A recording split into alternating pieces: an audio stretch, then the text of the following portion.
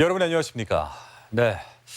빗물을 빼내기 위한 우수관로 공사 자재가 오히려 관로를 틀어막으면서 익산의 전통시장 상가가 수해를 입었다라는 소식 저희가 전해드렸습니다.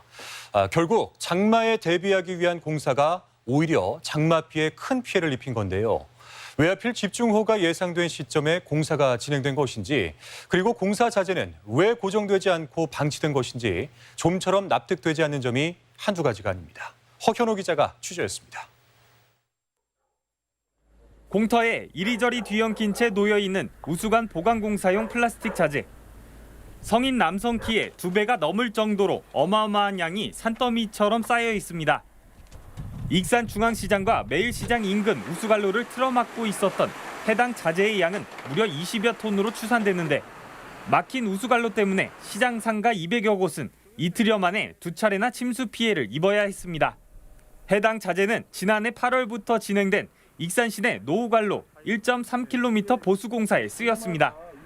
PVC 재질의 자재를 기존에 있던 관로 내부에 감아 넣고 특수 모르타르로 고정시키는 공사인데, 마지막 190m 구간 공사 도중 고정 작업을 미처 끝마치지 못한 자재들이 큰 비에 휩쓸려 우수관로를 막은 겁니다. 여기까지 해놓은 상태인데 계속 비가 와버리니 제어도 못하고 그냥 더 큰일 나니까 계속 일어났던 거예요. 그렇다면 집중호우가 예견된 장마철을 앞두고도 고정 작업은 왜 이뤄지지 못한 채 방치됐을까? 오는 7월 말 준공을 앞두고 당초 시공사 측에서 공사를 마무리하겠다고 밝혔던 기한은 6월 말까지였습니다.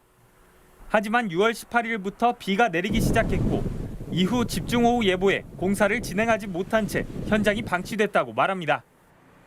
지구를 끊어주나요? 네. 그럼 이건 안에 권한이나 지구대로 분리 못해요. 이 안 되게 견디지 못해요. 우리 왜 사시는 건 상당히 방법이 없었다. 우리가 피해라고 생각하는 거예요, 우리한테는. 하지만 통상 6월 하순이면 시작되는 장마 특성을 고려한다면 애초에 계획부터 잘못 수립된 것 아니냐는 의문이 제기됩니다.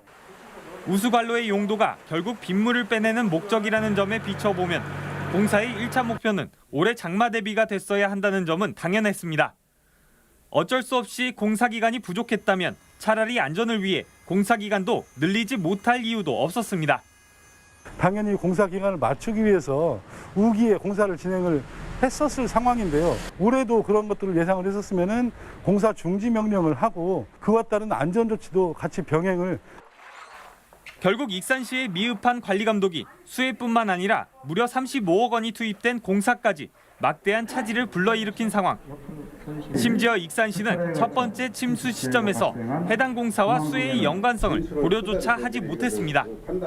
여기 쭉 열봤을 때 이상이 없으니까 이제 그때까지는 안 갔죠.